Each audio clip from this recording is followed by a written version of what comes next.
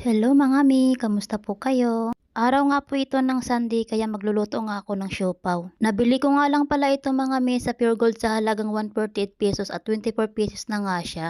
Ulit na nga din siya mga mi dahil mura na nga at marami na nga din. At ito na nga mga mi, nagsalang na din pala ako dyan at dalawang salang nga yung ginawa ko dahil hindi nga siya magkasya. At nang natapos ko nga lutuin lahat mga mi, ito na nga ipapakita ko nga sa inyo kung gaano siya kalaman sa loob. Pork asado pala yung nabili ko mga mi kaya sobrang malaman nga siya. At yun nga lang mga mi dahil wala nga siyang kasamang sauce, Diyos ko day. Pero okay nga lang yan mga mi dahil masarap naman siya kahit walang sauce. At after ko nga may pakita sa inyo mga mi, ayan na nga nagtitimpla nga pala ako ng kape namin dyan. Ito nga dalawang junakis ko mga mi, ayaw nga nila ng gatas, gusto nga din nila ng kape na puro katulad sa akin, Diyos ko day. Kaya wala tayong no choice kundi sundin sila, ganun. At habang nagkakape nga kaming tatlo dyan mga mi, pinapatikim ko nga sa kanila yung siopaw at ayaw nga nila kahit anong pilit ko. Kahit nga yung bunso ko mga mi, kahit anong pilit